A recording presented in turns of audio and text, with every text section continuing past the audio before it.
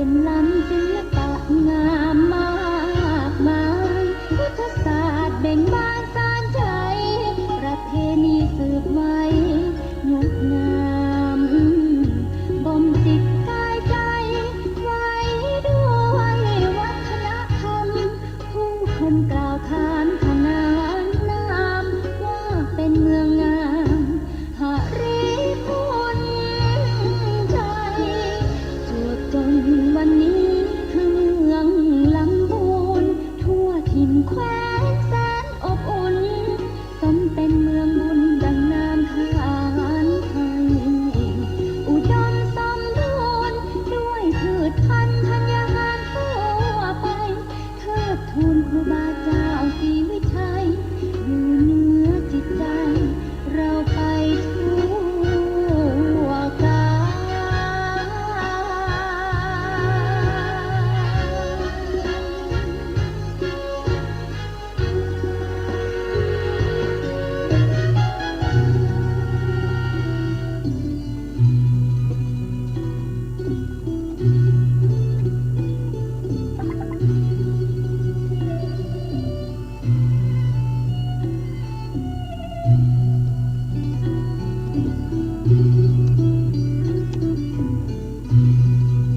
อารยธรรมอันเก่าแก่งดงามแท้แม่จามเทวี ความเป็นมากว่า1,300 ปี เมืองโบราณนี้คือนครนริพูนชัย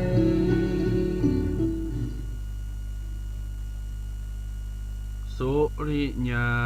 แสงพระอาทิตย์สีทองส่องฟ้าอำไพอรุณรุ่งฟ้าเปล่งแจ้งงามใสเจิญศรัทธาไทยสิบสาวเจ้าบ้านฟังธรรมโฮมกันกินหวานตานต่อมด้วยใจนอบน้อมยินดีน้ำธรรมกำสอนสุนทรกล่าวจี้ขององค์ตีไหวพุทธาได้เห็นได้หู้เก็บมาอู่จาคือหมู่ศรัทธาฟังกันโทนาเอาไว้ปินอาพรวัฏฐาแผ่นผ้าประดับปัญญาอ่านคิดด้วยเมตตาธรรมกันลยาณมิตรเผยแผ่กว้างยาวไปฟังตุเจ้าสะพุงน้อยป่าสร้างวันนี้จืนบานหวานใจขอเชิญศรัทธาไทยฟังกันโตนาฟังกันโตนาเนอ ทุกเผ่าพันธุ์รักกันยั่งยืนร่วมกันสร้างแผ่นดินที่มีน้องพี่ไม่มีแยกแตก ยกมือนอบน้อมบังคมกราบนบไหวตีเคารพแก้วสามผักการสมเด็จปุถะพระตนศักดิ์สวานพระธรรมบาลกำสอนตันเจ้าสังฆพระสงฆ์ตุนสืบเก้าเงาสาสนาเฮาพุทธะปิตามารดาอาจาริยะผู้เป็นครูแก้วสอนดีตูข่ามอนไทยขอเอาวจีเป็นกรอนวาตีโบราณข่าวซอยต่างโดงบุพผา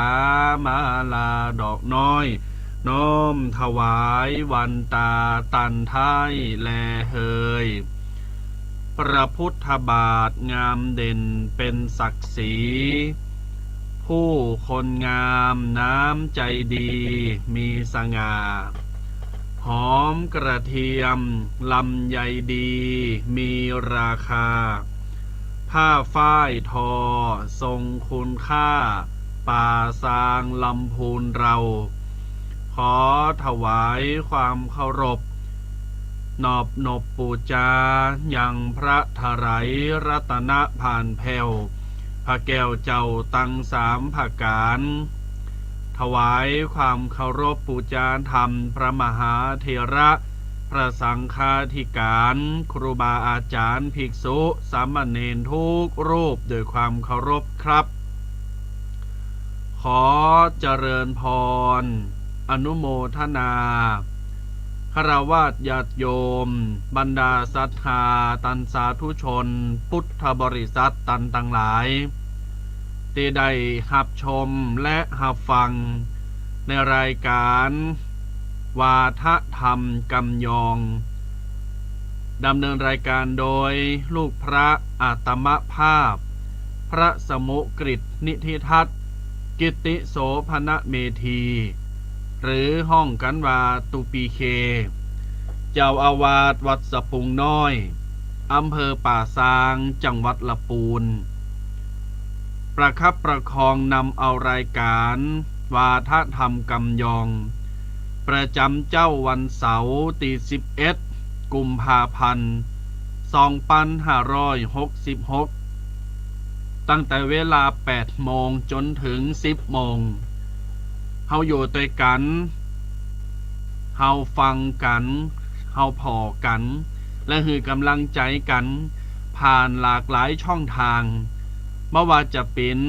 รายการนี้ได้ถ่ายทอดสดในวิทยุคลื่น 104.50 เมกะเฮิรตซ์วัดฝายหินจังหวัดเชียงใหม่มหาวิทยาลัยเชียงใหม่และวันนี้ส่งกระจายเสียงตีวัดสะพุงน้อยอำเภอป่าซางจังหวัดลำพูนและเสียงตามสายหอกระจายข่าว YouTube ตลอดจนถึงช่องทางโซเชียลเน็ตเวิร์กทุกแพลตฟอร์มหรือว่าทุกช่องทางอำนวยอนุเคราะห์เมตตาธรรมโดยหลวงพ่อท่านพระครูสมุวิสุวัตรวรกิจโจท่านผู้อำนวยการสถานีวิทยุ 104.50 เมกะเฮิรตซ์สถานีคลื่นแห่งพระพุทธศาสนาการศึกษาและวัฒนธรรมตลอดจนถึงญาติโยมที่ฟังใน Facebook ตลอดจนถึง YouTube และหลากหลายช่องทางตอนฮับเนอร์ญาติโยมเนอร์อนุโมทนา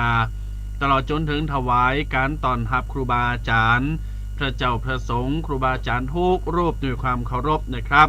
ไม่ว่าจะฟังทางวิทยุหรือว่าฟังทาง Facebook ญาติโยมศรัทธาทั้งหลายพี่น้องศรัทธาที่ฟังทางวิทยุ 104.50 วัดฝายหินมช.หรือวิทยุหลายๆสถานีหลายๆช่องทางก็สามารถจักจูงจักโจรเอิ่นปากันมาเนิ่งเอิ่นปีเอิ่นน้องมาฟังมาชมมาพอกันรายการเริ่มแล้วเน้อญาติโยมเน้อวันนี้ศิลปินเดี่ยวเน้อญาติโยมเน้อวันนี้ศิลปินเดี่ยวเพราะว่าตุปีแดงวัดมงน้อยเปิ้นติดศาสนกิจที่อำเภอจอมตองก็บ้าใดมาจัดรายการกูกับตามาภาพก็เลยเป็นศิลปินเดี่ยวไมโครโฟน อันนี้เป็นเดี่ยวไมโครโฟนโยม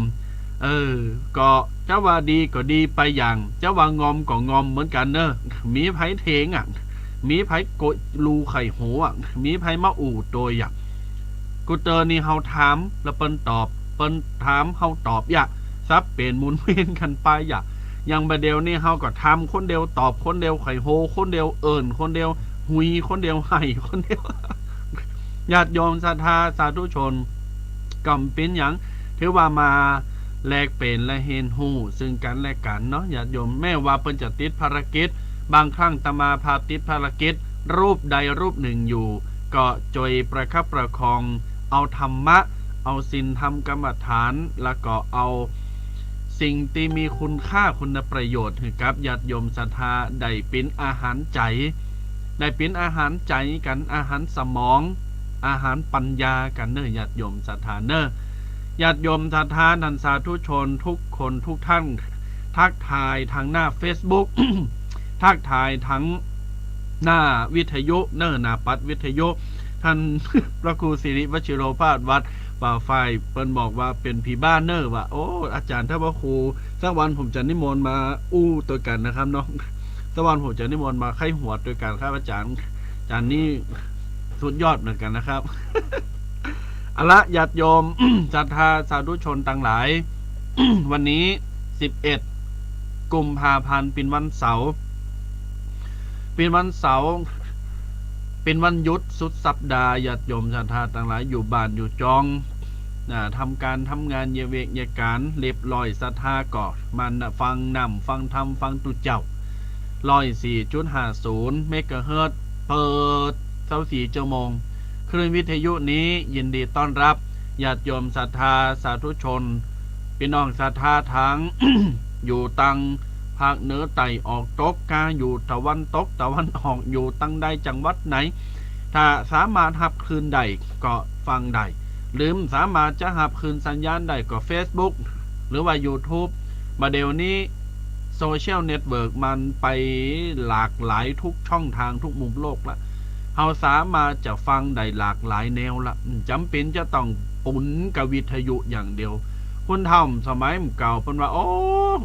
ตุลงตุปีวิทยุเนี่ยมันยังหมุนไปหมุนไหนก่อมจับฟังไหนก่อมทีก่อมได้โซ่ซ่าเห็นไหมมาเดี๋ยวนี้มันอั้นแล้วญาติโยมเท้าซอในวิทยุปะอีนะถ้ามาพอในมือถือหือล้านหือลูกเปิดถือพอโอ้ตึงมีหันตัวเจ้าตัวนี้เป็นจือนี้คืนนี้จัดตินนี้จัดตินไหนเปิดก็ตึงมีหันญาติโยมศรัทธาทั้งหลายดังนั้นสมัยบัดเดี๋ยวนี้ต้องอาศัยเปิงปาวิทยุอย่างเดียวอย่างญาติโยมบัดเดี๋ยวเนี้ยFC แฟนรายการวิทยุ104แล้วก็รายการธรรมะวันเสาร์วันอาทิตย์เนี่ยถามว่าถ้าคืนวิทยุวันไหนมันดีมันโซ่ซ่าญาติโยมสามารถฟังได้ที่ไหนก็มือถือนะครับญาติโยมเนาะขณะปัดมือถือเลยมีปัญหาอย่างสักอย่าง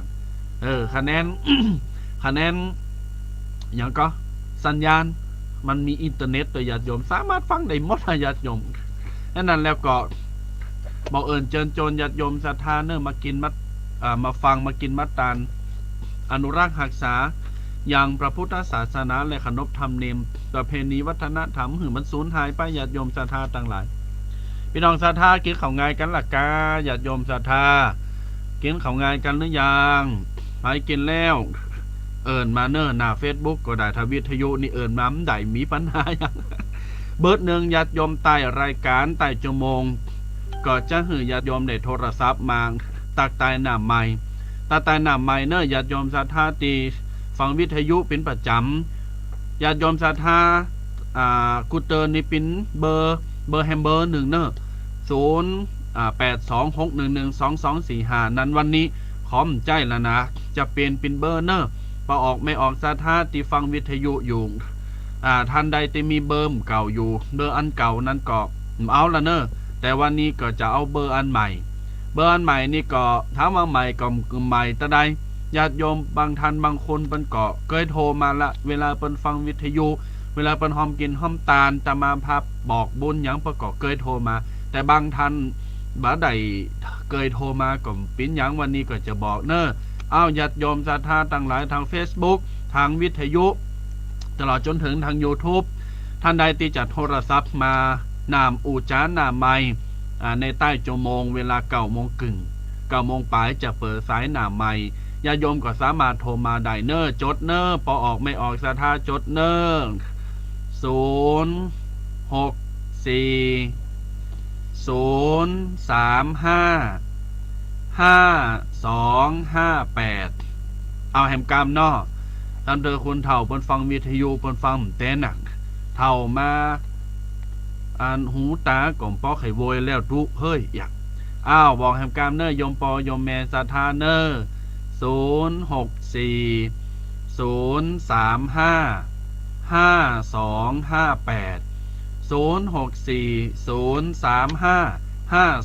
5258อันนี้เป็นเบอร์หน้าใหม่ของวันนี้เนอะญาติโยมเนอะ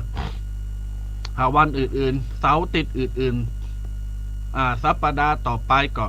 คงจับใจเบอร์เดิมแต่ว่าวันนี้โทรมาเบอร์นี้เนอะหลังจากเปิดสายหน้าใหม่เบอร์1ก็โทรมาเดี๋ยวนิ่มต้าโทรมานะถ้าโทรก็ตึงหับซักทานสักคุณสักเบอร์เนอะญาติโยมศรัทธาเนอะ064 035 ญา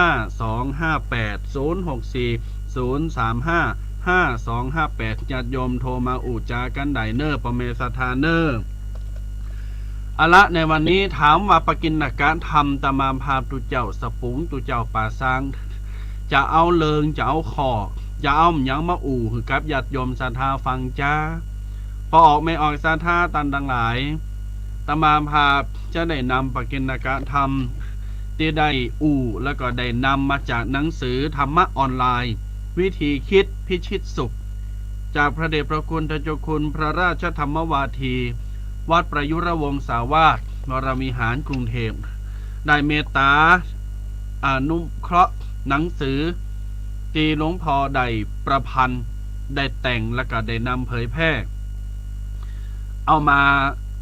ถวายมอบให้แก่ตามามพาเปิดตีจะได้นำมาอู่มาจ้าก็อ่านถึงวันฟังถึงวันญาติโยมศรัทธาต่างหลายครูพักรักจำอันนี้ถามว่าเขาจะเอาอย่างมาให้ญาติโยมฟังเป็นอาหารสมองประลองปัญญาญาติโยมศรัทธาต่างหลายฟังหูดีหลายท่านหลายคนก็คงจะเคยฟังมาแล้วคุณเฒ่าคุณแก่ส่วนมากเวลาเปิดฟังวิทยุอย่างเดียวเนี้ยญาติโยมศรัทธาฟังทางวิทยุตลอดจนถึงฟังทาง Facebook หลายคนหลายท่านก็ฟังมาแล้วแต่ถามว่าฟังในแฮมก็ฟังในแฮมนะยิ่งฟังยิ่งได้สุดสูสังแล้วพระเตปัญญาการฟังตีดีจะเกิดปัญญาญาติโยมคำว่าการฟังตีดีนี่มันความว่าไม่ใจว่าฟังเตอเดียวแล้วก็จบแล้วก็หายบางคนนี่เฮาฟังตมา2 ปีก่อนเฮาฟังตมาปีแล้วฟังตมาเดินแล้วงานเข้าดำงานหันงานนี่ไปวัดไปว่าเขาว่าซาออกว่าซาตุเจ้าบรรอูแล้วก็แล้วครับหันก็จบบางคนมันลืมญาติโยมก็เอามาลืมญาติโยมศรัทธาได้ฟังกันไปเลยได้ฟังกันไปแฮมหลอมจะได้มาเป็นอาหารสมองญาติโยมศรัทธาต่างหลายถ้าสมมติว่าเฮาอยู่ดีกินได้คนเฒ่าเก่าฟังเต้นฟังธรรมละอ่อนเสียเข้ามาถามนี่เราญาติโยมเสียเข้ามาถามนี่โอ้ศีลแปลว่าหยังอุ้ยศีล5มีหยังพองธรรมะธรรมโมข้อไหนพองที่จะดีกับการใช้ชีวิตขันติแปลว่าหยังสัจจะแปลว่าหยังอย่าไปดีถ้าตอบได้ญาติโยมศรัทธาต่างหลายละอ่อนมาเดียวมันวักนะอย่าไปว่าเขาเต้นเขานะเขาไปต่างหน้าติ๊กล่ำคุณเฒ่าไปเห็นก่อนนะญาติโยมศรัทธานะละอ่อนเดียวนี้มันโวยนะวิวัฒนาการของโลกมันโตยกระแสไปมันจะว่าละอ่อนจะจ้านะจะอย่างสมัยก่อนนะญาติโยมมันหูเหลือคุณเฒ่ากันนะถึงวันนี้นะมันหูเหลือคุณเฒ่ามันมี YouTube มี TikTok มี Facebook มีสื่อออนไลน์จะกินจำยังก็สั่งออนไลน์จะไปที่ไหนก็ค้นหาเอาเนี่ยญาติโยมหุ่งว่าดับเดี๋ยวนี้มันง่ายนะแล้วก็ถามว่าเราฟังเตะนี่เราสามารถฟังติวัดอย่างเดียวได้ก็ถ้าฟังออนไลน์ฟังตีอื่นมันจะได้บุญหนึ่งก็ได้กับญาติโยมก็การตั้งใจฟังคะแนนจิตใจอยู่ที่เจตนาเราตั้งใจตั้งใจดีจิตใจดีมันก็ตึงได้ไม่ว่าจะอยู่ที่ไหนญาติโยมสามารถฟังได้ทำบุญได้ปฏิบัติทำได้เหมือนกันว่าจะไปจูเอากว่าอยู่ที่วัดลาตามล่ะญาติโยมเวลาเขามีงานสมมติว่างานข้าวดำเนี่ยหรือว่างานขึ้นเฮินใหม่แต่งงานวัดงานปล่อยลงปล่อยลามอย่างเดียวเนี่ยฟังลูกนิมิตว่าปล่อยโลงว่าปูดทุนสันนุ่นนันญาติโยมวัดไหนก็ปล่อยบ้านไหนก็ปล่อยกินกันตึงดัง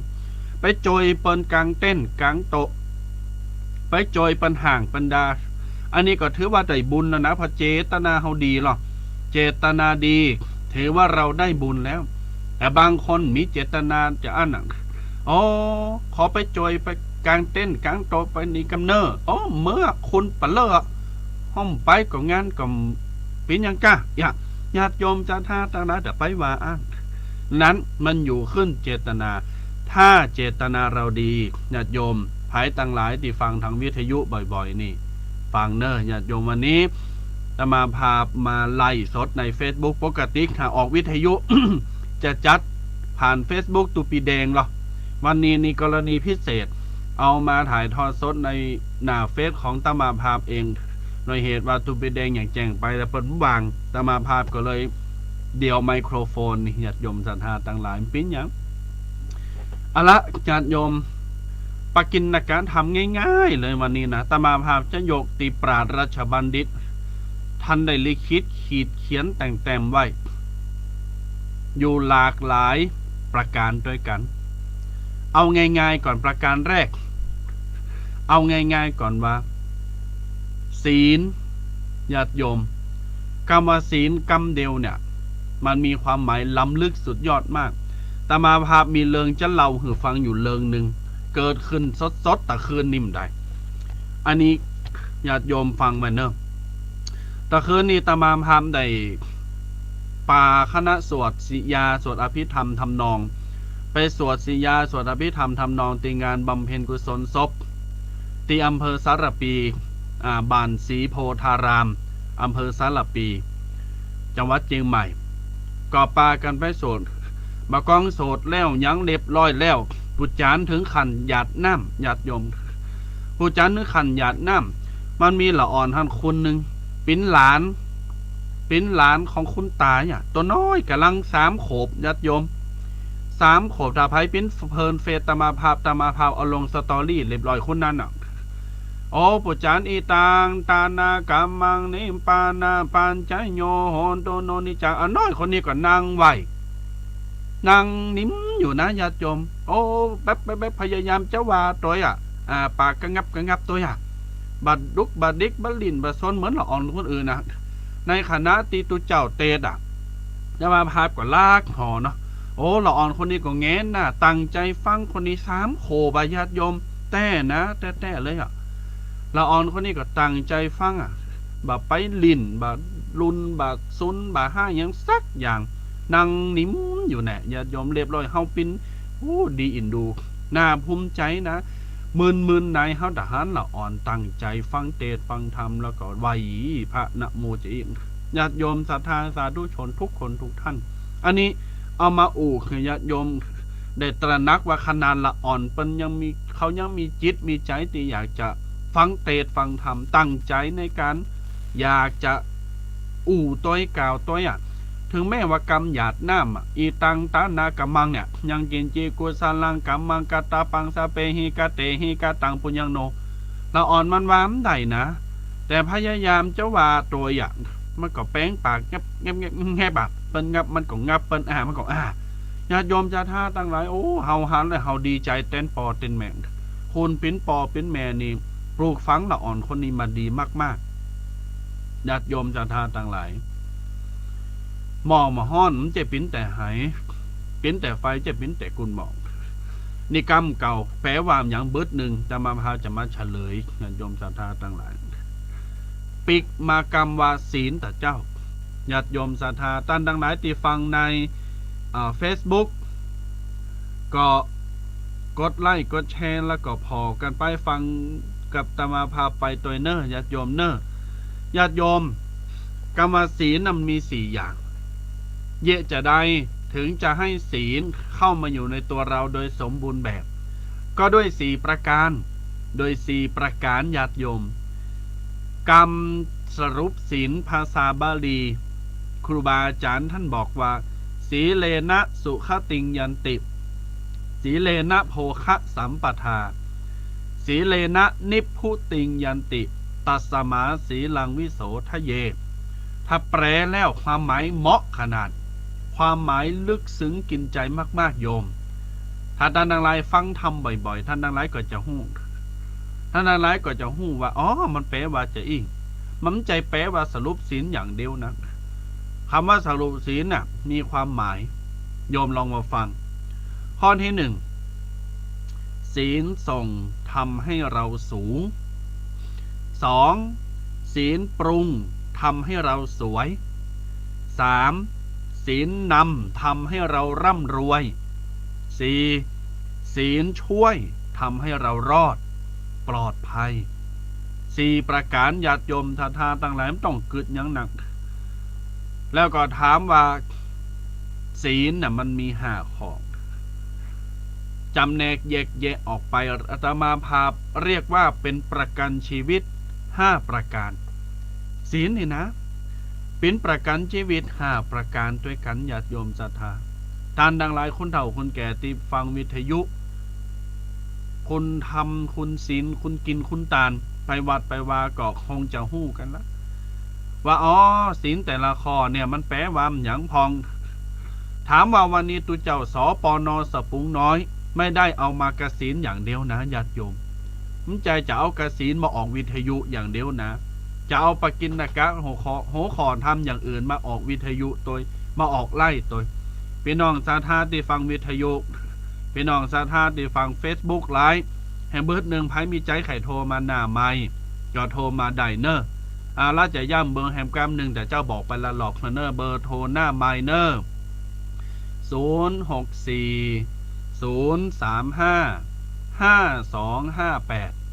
064 035 5258บืดเกิดโทรมาเนอร์ฟอร์เมสทาสาธุชมเดลี่โทรมาก็ถึงหับสาย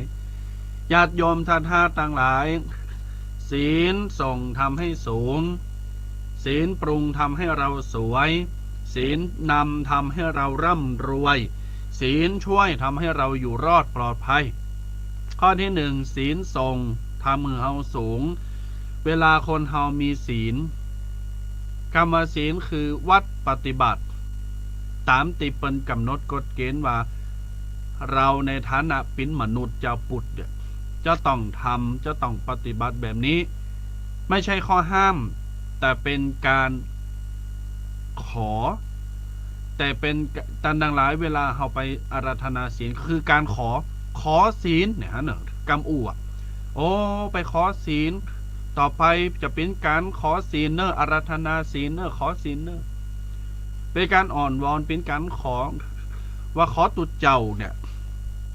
ผู้เป็นตุนเมตตาน่ะเอาขอปฏิบัติ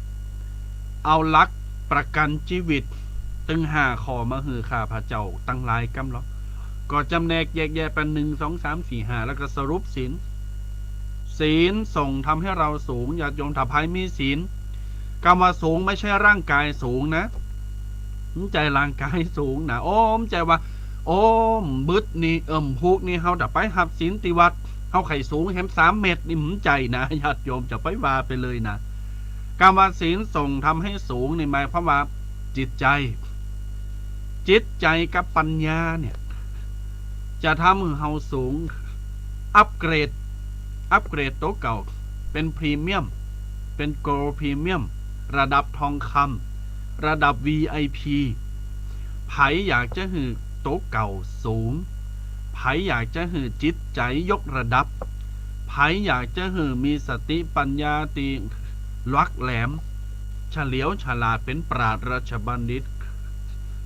ทำให้ชีวิตสูงส่งก็จะต้องรักษาศีลแล้วก็ถามแฮมกำว่าตุเจ้าตุปีเคศีลตึงมดมี5 ข้อจำเป็นหรือไม่จะต้องรักษาศีลใดตึง5 ข้อในเวลาเดียวกันและก็ในวันเดียวกันสมมุติวันเนี้ยวันเสาร์ที่11เนี่ยโอ้โยมจะรักษาศีลมดตึง5 ข้ออีก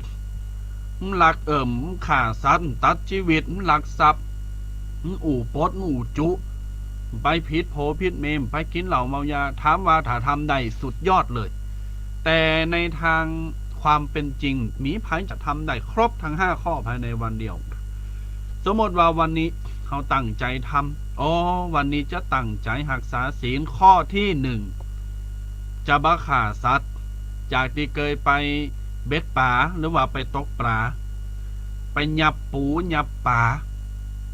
จับสัตว์ล่าสัตว์ตัดชีวิตเฮาก็ปวารณากับโต๊ะเก่าว่าจะขอย่างเหตุกรรมเนอ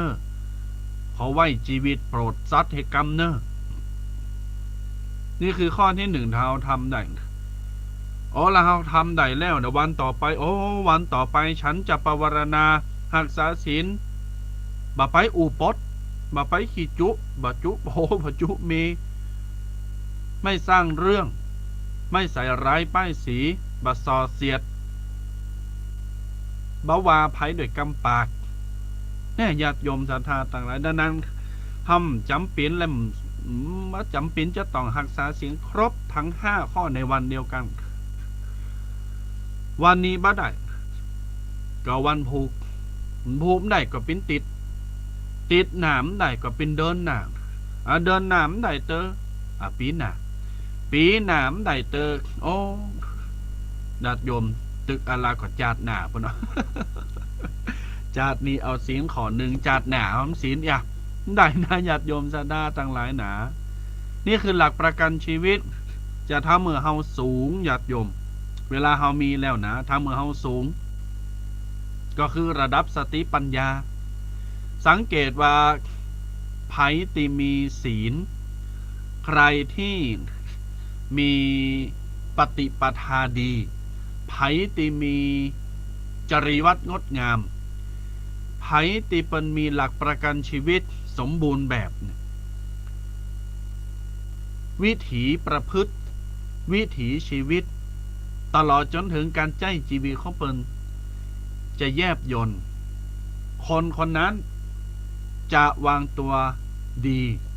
ทำให้ชีวิตสูงมีสติปัญญาที่ดีมีกำอู่กำจาที่ดีมีความคิดที่ดีญาติโยมสังเกตพอแต่ถ้าคุณใดมีศีลเนี่ยตรงกันข้ามนะพุทโธสมะเลเทเมาขีดเหล้าขวัญขีดเหล้าเมายาขีดจุขีดลักโอ้ขาสัตว์ตัดชีวิตตึงสัตว์ตึงคนไปทำดิบมาดีไปตีเปิ้นพองไปหยังเปิ้นพองกำอู่มันตึงดีหน้าตาผิวพรรณบุคลิกภาพตลอดจนถึงร่างกายของเขามันก็ตึงดีญาติโยมไม่หรอกเขาพอเราหันเลยนะเนี่ยศีลส่งจะทำให้เราสูงใจสูงเฉพาะร่างกายนะญาติโยมที่ฟังวิทยุอยู่ก็ตุเจ้าตุปีแต่เฮ้ยอีกอะญาติโยมถามว่าศีลเป็นของไก่โตก็ไก่ขนาดนะแล้วก็ไกลตัวไหมไม่ไกลไก่อยู่ที่เฮาจะจะจับจะเอาอันไหนขอไหนมาเท่านั้นบางคนละเอกละอ่อนเยาวรุ่น หรือว่าเยาวชนหรือว่าคนสมัยมาเดียวหันตุเจ้าปันศีลอู่กำว่าศีลอู่กับการภาวนาโอ้กายบะโอ้ธัมโมสังโฆที่จริงนี่การภาวนานี่ญาติโยมศรัทธาจำเป็นจะต้องมานั่งสมาธิตลอดเวลาอย่างบัดเดียวเนี้ยโยมปอโยมแม่ศรัทธาญาติโยมฟังตุเจ้าสปุงเตดออกวิทยุอยู่เนาะกาภัยฟังอยู่หมายความว่าเฮาตายสมาธิแล้วนะก็คือตั้งใจจดจ่อต่อสิ่งนั้นแต่ในนี้ตั้งใจเอาหูจดจ่อต่อการฟังพอฟังปุ๊บเฮาก็จำและได้ปัญญาเนี่ยในสมาธิแหลมจำเป็นจะต้องนั่งพุทโธตลอดเวลาการทำสมาธิเกิดขึ้นทุกกิริยาอาการของชีวิตของเฮาอยู่ที่ว่าเขาจะทำแบบไหนนี่ข้อที่1ศีลส่งทำให้เราสูงประการที่2ศีลปรุงทำให้เราสวยคำว่าศีลปรุงทำให้เราสวยปรุงคำเนี้ยมันเหมือนกับว่าเฮาแกงอย่างสักอย่างมันเหมือนกับว่าเฮาทำอาหารอย่างสักอย่างมันเหมือนกับว่าเฮาประกอบอาหารหรือว่าแต่งโต๊ะก็ได้อย่างสักอย่างเนี้ยคือมันอร่อยแล้วก็คือมันงามสมมติว่าปรุงอาหารก็สามารถกินได้เป็นจอผักกาดอย่างนาแล่งยามนี้มันแกงสะเลเนาะลาบกาออกจีนกาปิ่งกบแอปอ่องแอออ่องอยำไก่ยังต่างๆกูอันปันอย่างปรุงเพื่อให้อาหารนั้นกินได้บริโภคได้พอกินได้แล้วยื้อต่อกินเรามีประโยชน์กินเรามีประโยชน์ประโยชน์กับร่างกายประโยชน์กับตัวเฮาของกินล้ำอยู่ดีคนมากญาติโยมศรัทธาต่างหลายแม่นก็ขณะของกินเฮายังปรุงเอาพริกมาใส่เอาเกลือมาใส่เอาหอมมาใส่ตำนั่นตำนี่ใส่ปรุงออกมาอร่อยมากๆกินได้ เล่งแขกได้ออกงานได้แม่เนอะศีลก็เหมือนกันศีลปรุงจะทำให้เราสวยสวยไม่ใช่แค่ร่างกายนะญาติโยมภายในสู่ภายนอกภาษาบาเดียวปนห้องว่ามีออร่าจากภายในสู่ภายนอกโยมท่านใด ที่มีศีลหรือว่าโยมท่านไหน ที่ประพฤติดีปฏิบัติชอบอยู่สม่ำเสมอผิวพรรณบุคลิกร่างกายใบหน้าใบตาสดชื่นแจ่มใสสังเกตพอล่ะบ้านนาคิ้วคิ้วขมวดหมีงออย่างปางหมีไผตีขี้โคดไผขี้เล่าขวัญไผตีขี้มิงใจหินนี่นะญาติโยมแสดงว่ามีศีลมีธรรมเคยฟังเทศน์ฟังธรรมเคยทำบุญพอมันจะปรุงทำให้เฮาสวยสวยจากภายในสู่ภายนอกแต่บางคนนี่สวยแค่ภายนอกภายในตะติ้งหนงอย่างสุภาษิตเป็นว่าข้างนอกสดใสข้างในตะติ้งหนงญาติโยมศรัทธาต่างหลายจะไปงามกระตังนอกอย่างเดียวข้างในจะต้องงามด้วยในคือในจิตใจในจิตใจบะป้อนะในสัทธสันดานสมองนิสัยจะต้องเกลาด้วยจะต้องสวยด้วยพอมันปรุงโดยศีลแล้วญาติโยมบ่ใจว่าเป็นนางหับศีลอย่างเดียวเวลาเปิ้นว่าจบกับสาธุจบหาวแล้วติตุเจ้าเอาศีลละไว้บนศาลาไว้บนวิหารละไว้ติตุเจ้าติวขันเหติวสลุงเหปิกบานจบขามใจก็ปันศีลกรรมเปิ้นดึงว่าล่ะกรรมเมืองเฮาเวลาเฮากรรมพานยืนหือตัวเจ้าเปิ้นห้องวามหยังขอศีลพอขอเสร็จแล้วตัวเจ้าตั้งตลปัดปันศีลตัวเจ้าปันศีลท่านขอศีลตัวเจ้าก็ปันศีลก็ท่านขอมาโยมขอศีลตัวเจ้าก็ปันศีลตัวเจ้าก็เอาศีลเหือพอเหือแล้วเอาละไว้บนวิหารละไว้วัดนี่ใจลูกขอแล้วเฮาหือแล้วก็ต้องเอาไปกะแม่เนอะเกิดล่อญาติโยมศรัทธาต่างหลายศีลปรุงทำให้เราสวยจิตใจสมองความคิดจะต้องงดงามตัวจะต้องงดงามญาติโยมศรัทธาต่างหลายถ้าไผตีงามกับภายนอกเนี่ยตั้งในเล่าเฟะเนี่ยใจมันได้ตั้งนอกนี่ปุดทอกฉีดฟิลเลอร์ฉีดโบท็อกตาครีมอบไอ้น้ำอบสมุนไพรตาแป้งตาหั่นยี่ห้อดังหอมแล้วหอมแหมขาวแล้วขาวแหมงามแล้วงามแหมได้มันเตอแต่พอตั้งในนี่โอ้ญาติโยมจะทาตั้งหลายเขาจะหู้ได้จะได้ว่าคนเนี่ยงามทั้งในและนอกหรืองามเฉพาะนอกเน่าข้างในหรืองามข้างในและข้างนอกเขาจะดูได้ที่ไหนวัดจากกำอู่กำจ๋ากิริยาท่าทางการแสดงออกญาติโยมศรัทธาตั้งหลายญาติโยมมีกรรมของครูบาอาจารย์ท่านบอกว่าหากจะดูคนเก่งให้ดูที่ผลงานหากจะดูลูกหลานให้ดูที่ความกตัญญูหากจะดูพ่อครูแม่ครูให้ดูที่ความคิดหากจะดูเพื่อนหรือกัลยาณมิตรให้ดูที่ความจริงใจหากจะดูว่าใครจะเป็นผู้นำให้ดูที่คำพูดและการวางตัวนี่ญาติโยมศรัทธาต่างหลายแต่ละอันแต่ละอย่างมันมีติไปติมาของมันดังนั้นเมื่อมีศีลแล้วก็จะปรุงทำมือเฮาสวยจากภายในสู่ภายนอกมีออร่าเปล่งปลั่งภ ติกำอู่กำจาดี มีมารยาท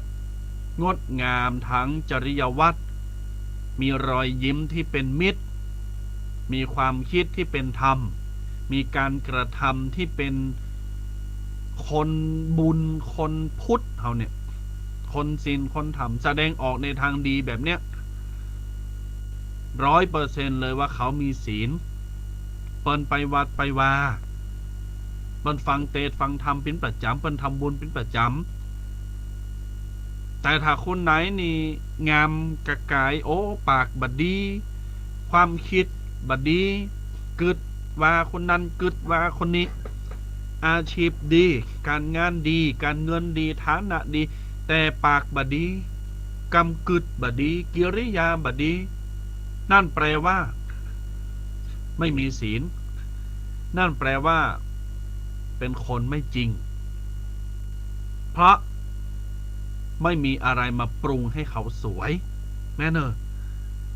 นี่คืออย่างที่สองต่อไปญาติโยมศรัทธาตั้งหลายเวลามันโวยเนาะ8 โมงพอจะ9 โมงละโอ้เฮาอู่นี่พออย่างสีมึนมาเนี่ยประเดี๋ยวนี้เวลาก็ไหลโละเนี่ยญาติโยม ศรัทธาตั้งหลาย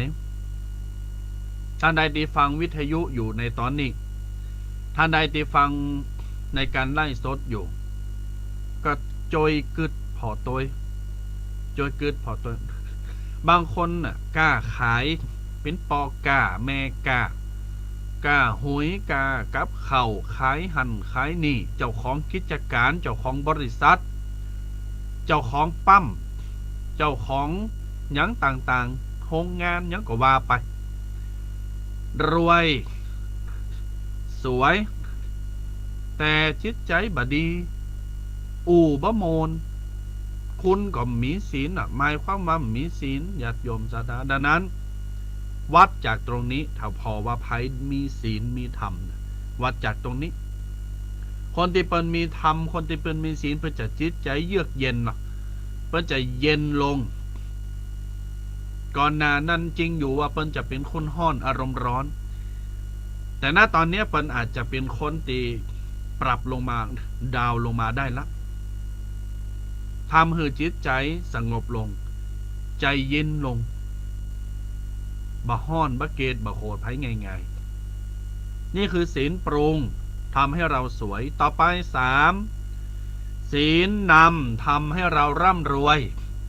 พุทโธอู่กำนี้แล้วศรัทธาสอบเนาะโอ้แต่กาตุเจ้าไข่ล้ำไข่โรยหอดตึงวันเนี่ยมันยังตุกมันยังยากล้ำเลอเสกกาถาคือกรรมแล้วเอากาถาขอไหนคือมันกล้ามันขายได้กล้าแมนขายหมาน่ะทุกปีท่านอาจารย์ญาติโยมศรัทธาตั้งหลายบ่ไหวพระบ่สวดมนต์บ่ไหวปอบ่ไหวแม่บ่ดูแลปอแม่บ่กินบ่ตานบ่ทำความดีบ่เพอบ่แพ่จิตใจบ่เป็นธรรมบ่มีความเมตตา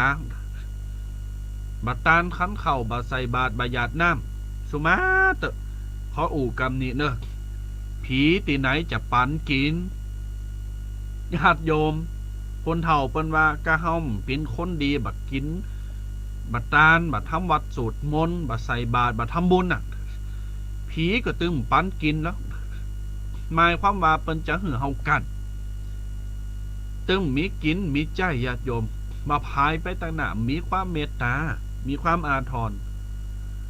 ดังนั้นศีลนำทำให้เรารวยเฮามีศีลเป็นตัวนำแล้ว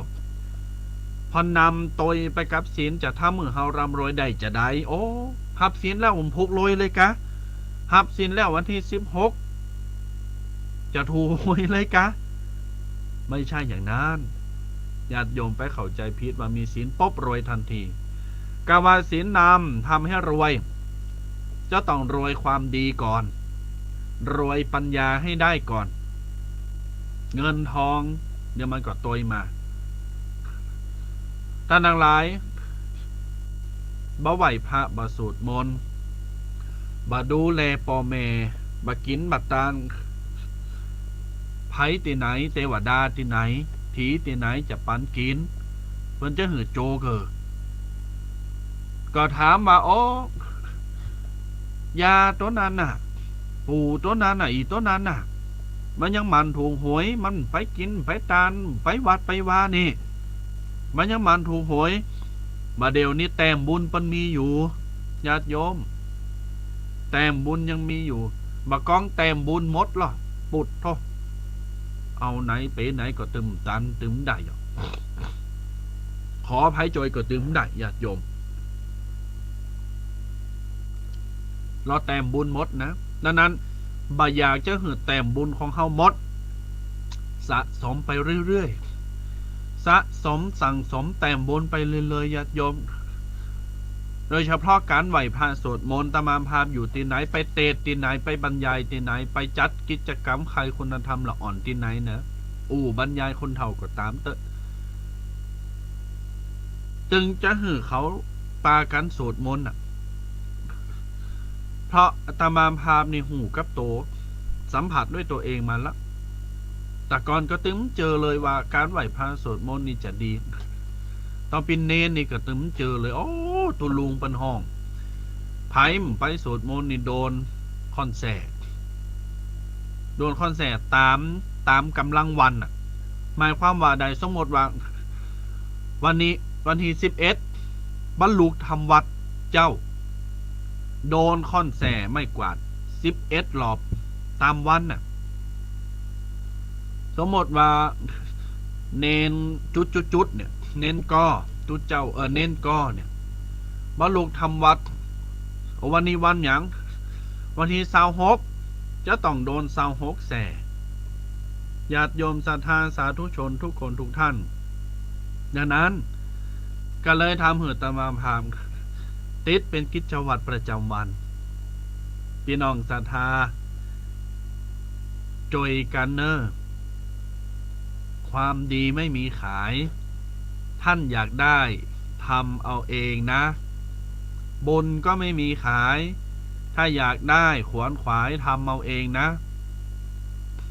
บุญความดีบารมีบะมีขายอย่าไปซอกตามกาดล่อกาดหลงกาดวโรรสกาดน้องดอกกาดไหนก็10 20กาดแม่กาขอซื้อบุญหน่อยหรอขอซื้อปลาละมีหน่อยหรอพระจะเอามาหือกระสุมสร้างเหมือนการออกกำลังกายอยากแข็งแรงไปวิ่งหือขากำเนิดขาไข่ผอมขาไข่มีสุขภาพดีจะลดความโอนขี้ข้านขอไปวิ่งแตนกำมาด่าพร้อม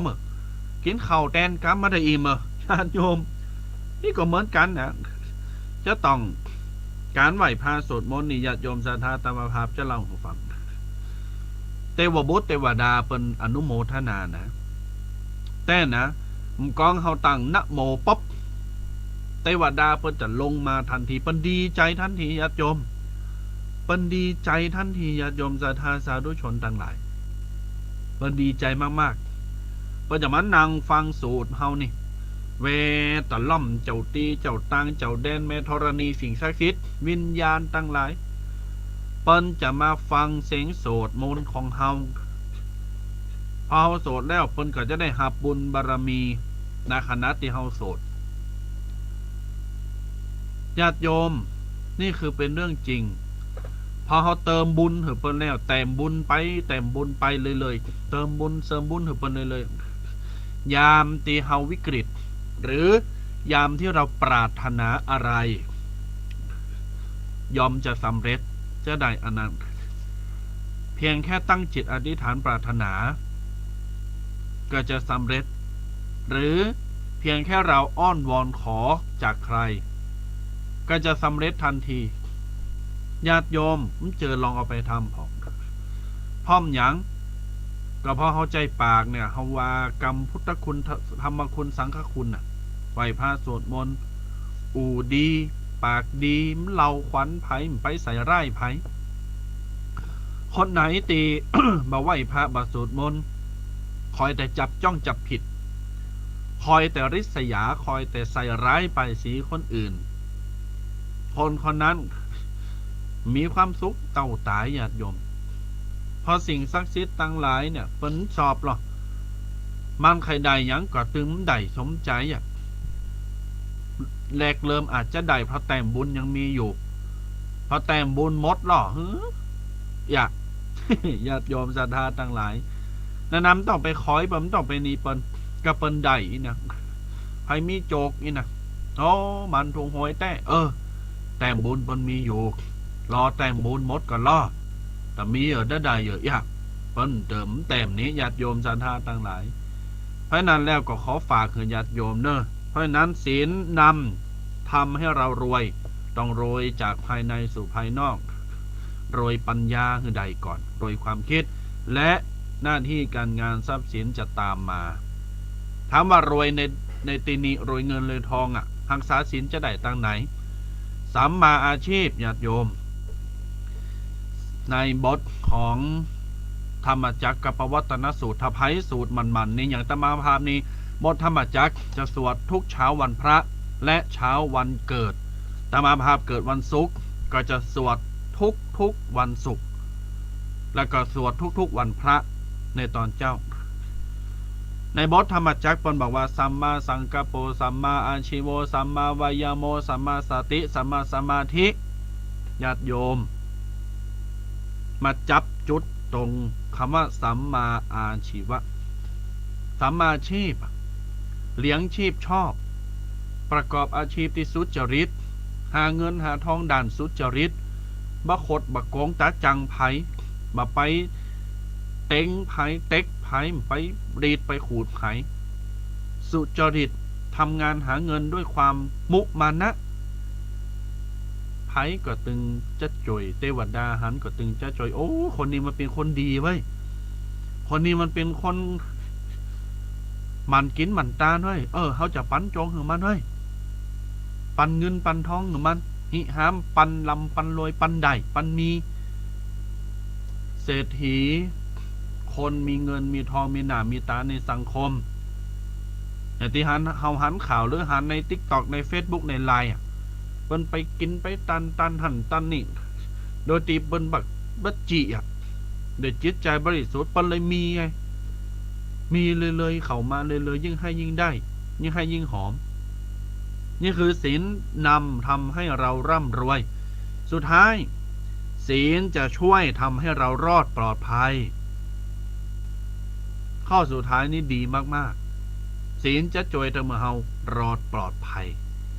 ถามว่ารอดปลอดภัยจากอะไรก็จากพยันตรายจากคนบดีจากสิ่งที่เป็นอัปมงคลจากอันตรายดังนั้นญาติโยมศรัทธาสาธุชนต่างหลายท่านที่ฟังวิทยุท่านที่ฟังใน Facebook มาถึงตอนนี้ก็คงจะเข้าใจแล้วเนาะว่าการรักษาศีล5หรือศีล8หรือศีลข้อไหนก็ตามมีอานิสงส์อย่างไรบ้างญาติโยมศรัทธาท่านสาธุชน4ประการสรุปย่อๆว่าสีเลนะสุขติงยันติสีเลนะโภคสัมปทาสีเลนะนิพุติงยันติตัสสมาสีลังวิโสทะเยศีลส่งทำให้เราสูงศีลจะปรุงทำให้เราสวยและศีลจะนำทำให้เราได้ร่ำรวยศีลจะช่วยทำให้เราอยู่รอดปลอดภัยญาติโยมถามว่าเอาแล้วศีลมันอยู่ไหนธรรมะมันอยู่ไหนคุณธรรมศีลต่างๆอยู่ที่ไหนจริงอยู่มันอยู่ที่วัดจริงอยู่มันอยู่ที่ตุเจ้าพอตุเจ้าปันศีลไปแล้วอยู่ที่ตันทั้งหลายจะต้องเอาไปทำแล้วก็ถามว่าทำข้อไหนใดพองดังนั้นญาติโยมพอออกไม่ออกศรัทธาหมู่เฮาเจ้าข่าทั้งหลายฝากไว้คือกับท่านทั้งหลายที่ฟังวิทยุอยู่ตอนนี้ฝากไว้คือกับท่านทั้งหลายที่ฟัง Facebook อยู่ตอนนี้ไลฟ์สดอยู่ตอนนี้ว่ามันแต่ก่อตุเจ้าสะพงน้อยตุเจ้าอู่ในวิทยุบะเนี่ยมันแต่ก่อเน้อญาติโยมเน้อแล้วก็มาประเด็นต่อมาญาติโยมศรัทธาทั้งหลายประเด็นต่อมาที่ตมาภาพเจ้าอู่คือญาติโยมศรัทธาฟังอันนี้ปกิณกะธรรมนี้ตมาภาพก็ได้ขออนุญาตและคัดลอกมาจากเพจ Facebook ของ วัดป่าดาราพิรมท่านอาจารย์ทจกหลวงพ่อทจกคุณพระเดชพระคุณได้ปรารภตลอดจนถึงได้เอาข้อคิดสิ่งต่างๆหลายมาประการไว้ในเพจไว้ใน Facebook วันนี้ตามาพาจะมาเรามาจามาอู่หือตันต่างหลายฟัง10 ประการญาติโยมศรัทธาต่างหลายถามว่า10 ประการเนี่ยโอ้มันมีเหมียวพองตุเจ้าและมันดีอย่างใดก่อนแต่จะมาอู่ใน10 ประเด็นนี้ขอคิดดีๆเนี่ยญาติโยมตามาพาจะย่ำเบอร์นามไม้แห่งกำเนอโยมปอโยมแม่โยมปีโยมอายตุเจ้าพระเนนศรัทธาญาติโยมทันใดตีมีความประสงค์จะโทรศัพท์มาหน้าไม้9 โมงครึ่ง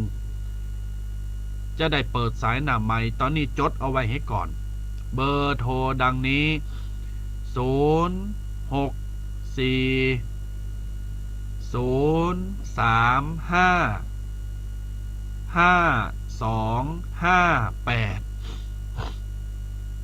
5258ไปกดตันไปนะหูดังนี่นะ เฮานี่เป็นคุณ บ่ชอบความเย็นเป็นภูมิแพ้อากาศญาติโยมกำมันหนาวเน็บมันนี่เอาละฟัดเฟ็ดละ064 035 5258ปกิณกะธรรมจิตมาภาพจะนำมาอู่คือกับญาติโยมศรัทธาตันทั้งหลายฟังมีดังนี้10 ข้อญาติโยมศรัทธาฟังโดยก็เกิดไปโดยฟังโดยก็เกิดไปโดยถามโต๊ะเก่าไปโดยว่าปกิณกะธรรมหรือว่าข้อที่ตุเจ้าเปิ้นอู่ประเดี๋ยวเนี่ยเฮาทำได้หรือยังมีหรือยังญาติโยมศรัทธาทั้งหลายฟังเนอะเปิ้นบอกว่าข้อที่1เนี่ยเมื่อใดที่เราโมโหลองนั่งนิ่งๆดูทบทวนดูว่าเวลาตีเยอะเลยอยู่แฮมกี่ชั่วโมงแฮมกี่วันแฮมกี่ปีเนี่ยเฮาจะเอาความรู้สึกเฮาไปโขดอย่างเดียวกะเฮาจึงจะมีความสุขละกะเฮาจะยึดมั่นถือมั่นยึดติดกับสิ่งที่ทำมือเฮาโขดเนี่ยกะมันมีประโยชน์เจนใดมันได้หยังพองตันทั้งหลายลองเกิดพอสิ่งที่ทำมือเฮาโขดถามว่าตัวเจ้าที่อู่นี่โขดก่อนนี่ทำใจเป็นหินหรอทำใจเป็นหูปั่นมีเนื้อหนังมังสาจิตใจมีเลิศมีเนื้อมีความหูซึกเหมือนญาติโยมพุทธทุกอย่างแต่มันอยู่ที่ว่าควบคุมอารมณ์ได้มากน้อยแค่ไหนโยมก็เหมือนกันหน้า Facebook ที่พออยู่ที่ชมอยู่วิทยุที่ฟังอยู่เอาสติไปจับในจิตใจเฮาเหรอมาเดี๋ยวเนี้ยว่าเฮามีอารมณ์โกรธเนี่ยเฮาจะเสียเวลาเอาอารมณ์ของเฮาไปมกมุ่นกับการโกรธแต่เอียกะคนนั้นมันเล่าควันเฮาคนนี้มันใส่ไล่เฮาคนนี้มันเยี่ยมดีคนนี้มันปิ้นจะอั้นคนนั้นมันปิ้นจะอี้จะเอาอารมณ์ชั่ววูบความโกรธเนี่ยไปใส่ไปเพิ่มทวีคูณคือกับสิ่งนั้นกะมันมีประโยชน์อันไหนพองเฮาได้หยังพองกับการโกรธเกิดพอถ้ามันได้หยังก็ต้องโกรธไม่ได้อะไรก็ไม่ต้องโกรธนี่ง่ายๆเลย ถามว่าได้หยังกับการโกรธบ่ได้ก็ต้องโกรธตานะถึงวันนี้เวลาตามาพามีอารมณ์โกรธน้ำใจอารมณ์อย่างอื่นนะ มีอารมณ์โกรธอารมณ์ชุนเฉียวก็จะมานั่งอยู่คนเดียวแล้วก็มากึดกูโกรธหยังเดี๋ยวเนี่ยแล้วมันได้ยังขึ้นมาสมมติว่าโกรธหือเนนเนาะก็โกรธหือเนนนะมันโกรธแล้วมันได้ยังขึ้นมาสุดท้ายก็ต้องอยู่ด้วยกันอยู่ดีกินข้าวด้วยกันทำงานด้วยกันไข่โหด้วยกันอยู่ด้วยกันเป็นหูกี่ปีจะมาโกรธคือกันยังยังแบบเดียวเนี่ยตั้งมันก็หายไปเลยจะมาทับใจวิธีนี้ข้อที่2ไม่มีใครถูกไม่มีใครผิดกูสิ่งกูอันกูอย่างที่มันเกิดขึ้นญาติโยมมันอยู่ที่ถูกใจ หรือไม่ถูกใจแค่นั้น สมมติว่าสิ่งนั้นมันเกิดขึ้นกับเฮาและเฮาหันว่ามันถูกใจเฮาแปลว่านั่นแหละถูกต้องบังเอิญคนอื่นมาหันมันบ่ถูกนะเอาละความคิดแย่งกันละต่างฝ่ายต่างมีความคิดไม่เหมือนกันและไม่เท่ากันก็เกิดปัญหาขึ้นมาคุณผิดฉันถูกคุณถูกฉันผิดก็จะเป็นอย่างเนี้ยนานๆญาติโยมศรัทธาต่างหลายมันมีไผถูกมันมีไผผิดเปิ้นบอกว่ามีเรื่องเล่าอยู่เรื่องหนึ่งญาติโยมศรัทธาต่างหลายถามว่าเรื่องเล่าเนี่ยเป็นเรื่องเล่าเกี่ยวกับอย่างจะแยกแยะจะหือญาติโยมศรัทธาได้เกิดภาพตัวแล้วก็ได้ฟังไปตัวเนอะอาจจะเคยได้ยินมาแล้วแต่วันนี้มันเราหือฟังเห็มหลอบหนึ่งญาติโยมศรัทธาฟังหือดีนะฟังหือดีเนอะมันมีคนตาบอดอยู่3 คนญาติโยมมีคนตาบอด3 คนได้ยินปันอู่มาว่าจ้างมันปิ้นรูปรางลักษณะจะอั้นโอ้ก็มีใจครับไข่ไปสัมผัสไปหูโดยตัวเก่าว่ามันจะปิ้นตามอย่างที่เปิ้นบอกก็ว่าจ้างมันปิ้นจะลักษณะจะได้คนตาบอดคนแรกคนที่ 1ไปจับขาตาบอดนะคนที่ 1ไปจับขาความพอโอ้อันนี้กะจ้างนี่มันเหมือนตอนไม้ดูมันเหมือนเสาดูจ้างมันเหมือนเสาเนี่ยไปจับขานะญาติโยมขาจ้างมันเพศหรอมันเหมือนเสาเนี่ยเสาเฮินบ้านเฮาเนี่ยเล็กลิ้นเนี่ยก็เอาลักษณะที่มันหูว่าช้างเหมือนเสาเนี่ยไปบอกลูกบอกหลานบอกคนอื่นต่อคนตาบอดคนที่ 2มาปุ๊บมากำละส่วนนี้กำงาคนที่ 2เนี่ยคนตาบอดกำงาลูบไปซ้อมมาลูบมาซ้อมไปโอ้จ้างเนี่ยมันเหมือนตอนไม้เฮ้ยเหมือนที่เฮาฟันไม้อ่ะ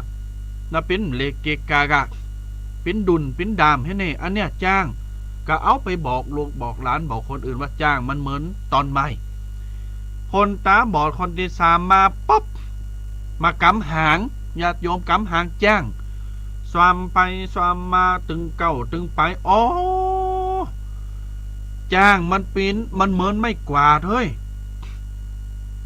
มันเหมือนไม่กวาดตีกวาดเฮินกวาดบ้านเขาเนี่ยมันสักอ๋อห้อยโตแต่เอี้ยกะจ้างอ่ะเขาว่าโตใหญ่มาเร็วนี้โตจิตลิดจัดหลอดอ๋อห้อยเหมือนไม่กวาดเฮ้ยมันก็ไปบอกลูกบอกหลานตันเต่าบอกคนนั้นคนนี้ญาติโยมศรัทธาสาธุชนทั้งหลายเรื่องนี้ได้หยังพองฟังแล้วแต่มาพาจะสรุปให้ฟังว่าอย่าตัดสินและก็อย่าเข้าใจในการตีต่างคนต่างหู้ต่างสัมผัสด้วยตัวเองว่าสิ่งนั้นที่ฉันเห็นที่ฉันรู้ที่ฉันสัมผัสมันเป็นแบบนั้นจริงๆเพราะเฮาสัมผัสหรือเฮาอยู่เฉพาะมุมที่เราต้องอยู่เข้าใจก่อนเฮาอยู่เฮาฟังเฮาจับเฮาสัมผัสในมุมของเราโดยตีเฮาตัดสินละว่าอ๋อฉันจับแบบนี้มันเป็นแบบนี้ตัดสินละว่ากูหันแบบนี้มันปิ้นจะอี้กูกำมาแบบนี้มันต้องปิ้นจะอี้คนอื่นที่บอกมาพิษมดใจอย่างคนตาบอด3 คนเนี่ยพอมีคนมาอู่ความจริงคือฟังจ้างมันปิ้นโตจะอั้นมันมีหางมีหูมีตามีขามีโตใหญ่บะเล็กบะเล่นะบะจาย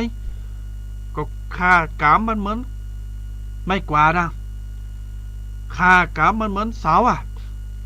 ค่ากำมันเหมือนตอนมาอ่ะสู้จะไปว่ากับกูกำมาแล้วเนี่ยยืนกรานเถงปะเนี่ยทั้งที่คนอื่นเขาเห็นทุกสิ่งทุกอย่าง อย่าตัวเก่าสัมผัสเฉพาะในมุมที่เราเข้าใจดังนั้นจิตใจจะต้องกว้างเปิดนักญาติโยมพอมีคนมาบอกความจริงบอกว่าเจอไปว่าไปเลยแล้วก็โดยสัญชาตญาณของมนุษย์จัดหาทุกวิถีทางเพื่อให้คนอื่นเชื่อในสิ่งที่เราเข้าใจนี่คือสัญชาตญาณของมนุษย์ดังนั้นญาติโยมศรัทธาสาธุชนต่างหลายอย่างที่บอกไปจะไปเข้าใจ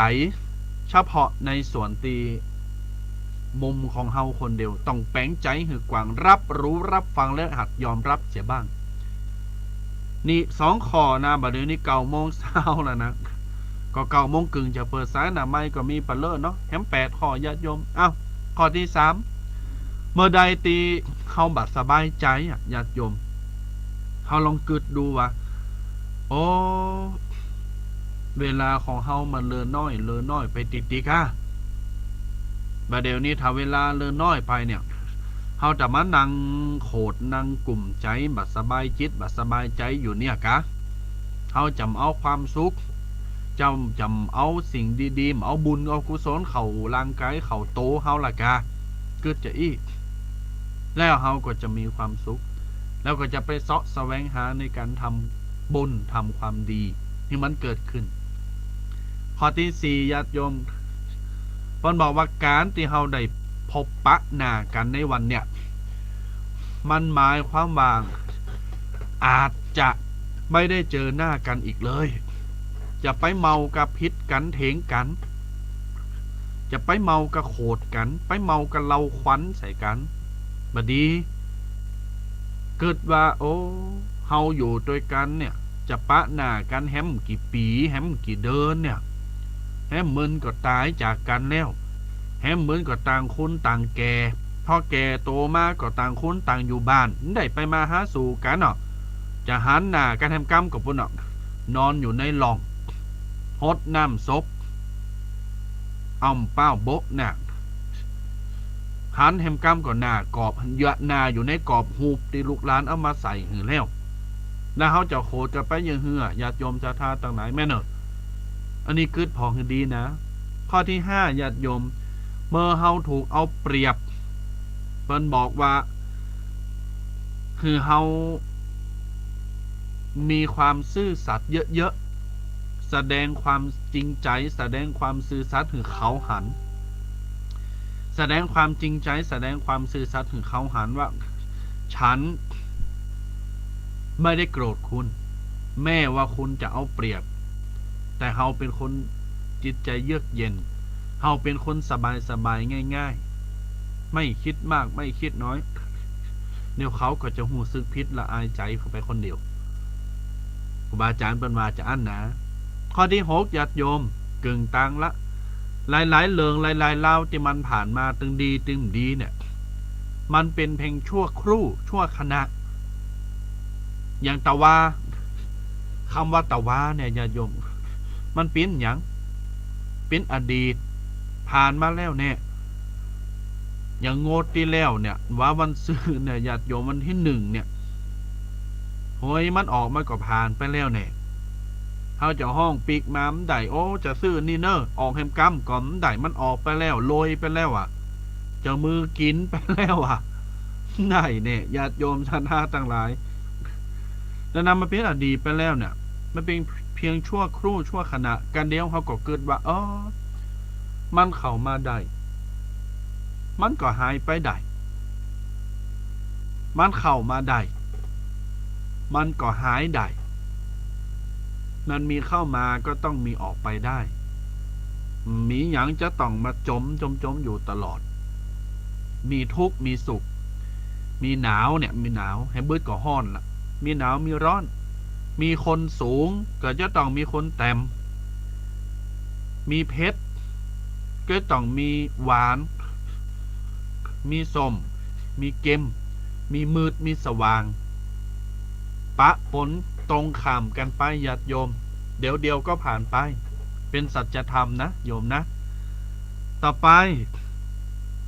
ข้อที่7 เวลาไผมาทำมือเฮาเสียอกเสียใจหรือว่าผิดหวังเปิ้นบอกว่าปล่อยไปเถอะปล่อยเขาไปดีกว่าเขาทำให้เราเสียใจซ้ำๆซากๆผิดหวังซ้ำๆซากๆไม่ต้องไปกึดไปแก่แค้นเขาแล้วปล่อยไปเถอะถ้ายิงเฮาห้องเขาปิกมาพัวพันกับชีวิตและความหูซื้อของเฮายิ่งจะถล่มทลายความหูซื้อของเฮานะถ้าเฮาก็ฮู้ว่าวันไหนเขาจะทำแฮมอ่ะจะด่าจะว่าจะตบจะตีจะแค้นเฮาแฮมอ่ะแม่นอปล่อยเขาไปเถอะเจ็บครั้งเดียวนิตยาบุญสูงเนินเป็นว่าอย่างเจ็บนิดเดียวอย่า ญาติโยมศรัทธาทั้งหลายต่อไปเปิ้นบอกว่าอาจจะไม่รวยล้นฟ้าเหมือนเศรษฐีมีเงินมีทองอย่างเปิ้นแต่เฮาก็มีความสุขในแบบฉบับของเราเศรษฐีคนร่ำคนรวยเนี่ยมีเงินมีทองแต่นะญาติโยมแต่มีความสุขคนมีเงินนี่นะมีความสุขถามว่ามีความสุขพร้อมอย่างบางคนรวยทรัพย์สินเงินทองแต่ไม่รวยครอบครัวไม่มีบริวารรวยอยู่คนเดียวอะแม่เนาะญาติโยมศรัทธาทั้งหลายโกตัวอย่างมีเงินมีทองมีเข่ามีของมีเงินมีบ้านหลังใหญ่โตมโหฬารซ้ำโกกะซ้ำปิ้นตุกกะตุกหยังตุก็โกอ่ะบึดก็ติดกล่องวงจรตินนั้นบึดก็ติดกล่องวงจรตินนี้โกคนนั้นมาลักเขาโกคนนี้มาอะไรอย่างอยาก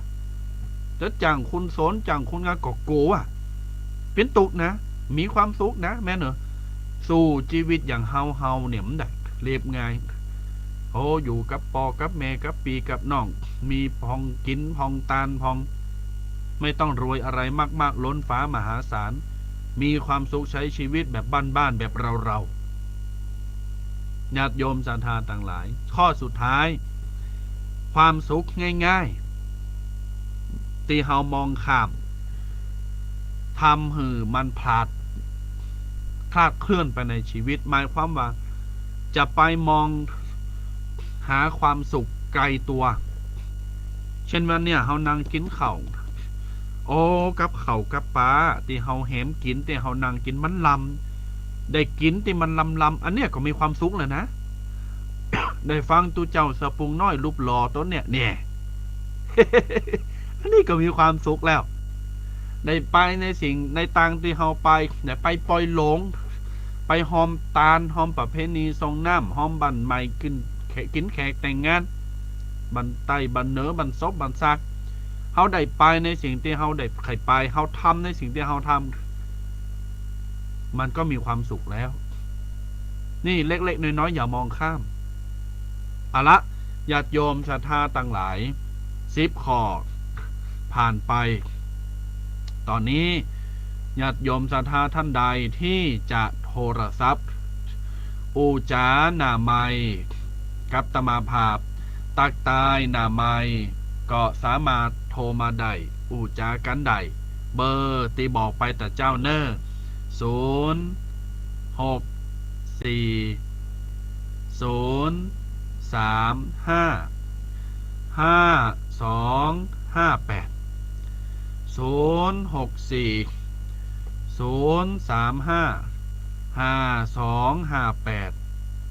ไหว้สาครูบาอาจารย์พระสงฆ์องค์เจ้าที่ได้มารับชมใน Facebook ตลอดจนถึงเจริญพรญาติโยมศรัทธาอนุโมทนาบ่ได้ตักบ่ได้ตายทุกคนทุกท่านก็ขอสุมาอภัยเนอ064 035 5258 มาแล้วสายแรกเจริญพรกดปุ๊บเปิดปั๊บเลยเนาะเจ้าก ดปุ๊บเปิดปั๊บเลย โอ้วันนี้ชัดเจนดี ชัดเจนดีเนาะ เจ้าเนื้อหาก็ชัดเจน ฟังเข้าใจก็ แล้วเข้าใจดี เนาะ เข้าใจดีนักนะเจ้าเข้าใจดีเจ้า มันย้อนว่ามันมีไผมาลู่เฮาอู้นะกะเฮาก็อู้ มีคนมาลูกไหม มันมีไผมาลู่ไม้เฮาก็ดูตั้งอู้อะกะมันก็เลยอู้ม่วนนะ ม่วนก็โอ้ม่วนเสียงรอตัวรออย่างที่ชมตัวเก่า โดโอ้ไปว่าอันกะเฮาเขินน้ำเด่นนี่นะ โยมแม่กินข้าวละกะ เจ้าเรียบร้อยแล้วเจ้า เหาะหนาวว่าทั้งปุ้นอ่ะ หนาววันนี้14 ทำโม14องศา เจ้า โอ้ เมือง ตามเพศนี้สักซาวนะกะแต่ก่อนหนาวนะบัดเดี๋ยวนี้แดดเริ่มออกมาละ แดดกำลังออก อ้าว เจ้า ขอบคุณอนุโมทนาแม่เนอ สาธุ บุญรักษาเจริญปอน เจริญปอนโอ้ใต้5341กดโทรมาให้ใหม่เนอมาเปิดสายเปิดเพลงใส่เฮาเนี่ย ญาติโยมศรัทธานันสาธุชนทั้งหลาย โยมแม่วารี อินทกูลสบายดีน้องโยมจุนศรีพาชาเป็นไงบ้างสบายดีไหมญาติโยมศรัทธาที่ฟังที่พอใน Facebook แล้วก็ใน YouTube อนุโมทนาทุกคนทุกท่านเนอฮับสายเนอเจริญปอน เจ้าไหว้สา ตะกี้กดเพลงใส่กันเห็นนี่แต่ อันหวา มันเป็นเพลงต๊อกต๊อกต๊อกเตะอย่างหัวไหน อย่างนั้นท้อซ้ำอย่างนั้นนะ เป็นอย่างแม่ แม่เปิดอย่างอี้ไง แม่กดใส่กะโยมแม่สบายดี เจ้าโอ้อันประหันมาได้ยินหลายอะเนี่ย กึดเติงหาแร่ ก็เดินหามาได้กับเปิดมาได้กับมี บัดเดี๋ยวนี้มาแล้วใจดีเนาะ โอ้ต้องวันนี้เปิดตัวใจดีอยู่ โอ้ขอบคุณมากที่กึดเติงหาการเนอ เจ้ายังมาตัวเดียว วันนี้อันตุ๊ดแดงเปิ้นติดศาสนกิจติดกิจนิมนต์ก็อากะเปิ้นอยู่เฮาไปเปิ้นไปเฮาอยู่อากะ เจ้าแรกอะเจ้าอยู่ในว่างเนาะ แม่นะโยมแม่ฟังตั้งแต่ตอนนอ เจ้า แล้วเป็นนายพ่องเข้าใจดีก็ โอ้ดีเนาะ ถ้าไม่ได้ยินดึงหมดได้หัวม่วน น้องมันรับแต่น่ากาจิตใจอยู่กับตู้กับเจ้าอยู่กับธรรม เจ้า อนุโมทนาแม่เนอ เจ้า เจริญปอนบุญรักษา0640355258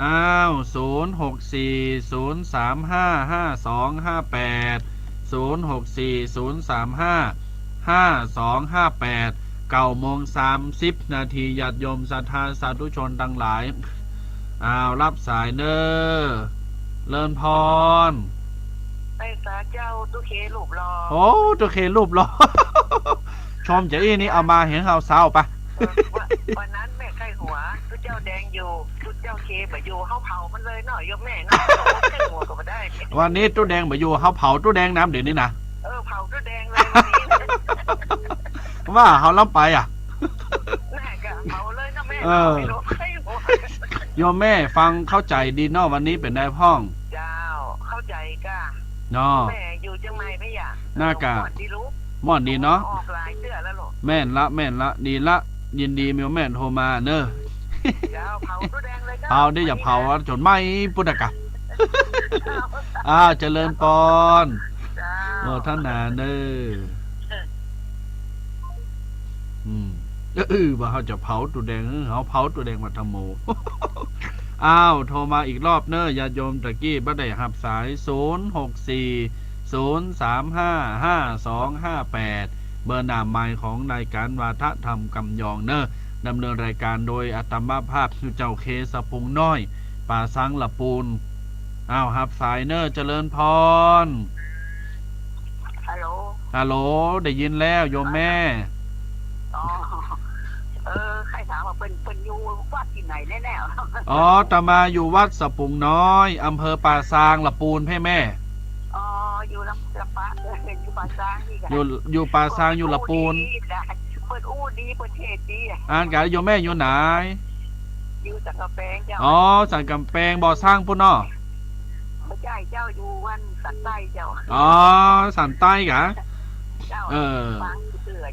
ดีละเขาอยู่สปุงน้อยป่าซางแม่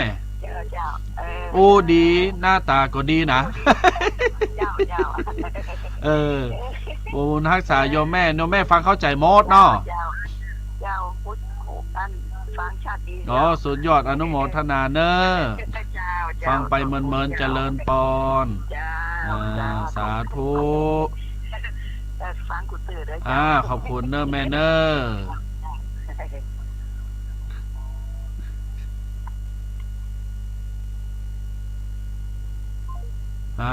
เจริญปอนฮัลโหลเจ้า โยมแม่สาธุได้ยินแล้ว เจ้าโยมแม่อยู่ศรีโพธารามเนอะ อ๋อแต่คืนก็ไปสวดศพได้ไปฟังว่า เจ้าไปเจ้า ม่วนว่าอ้อเป็นได้พ่อง โอ้สารดีหมดเลยเจ้า จ้ะแต่ว่าที่ไปสวดสียาทำนองขนาด เจ้า ม่วนเนาะ เจ้าแต่มันเนี่ยจ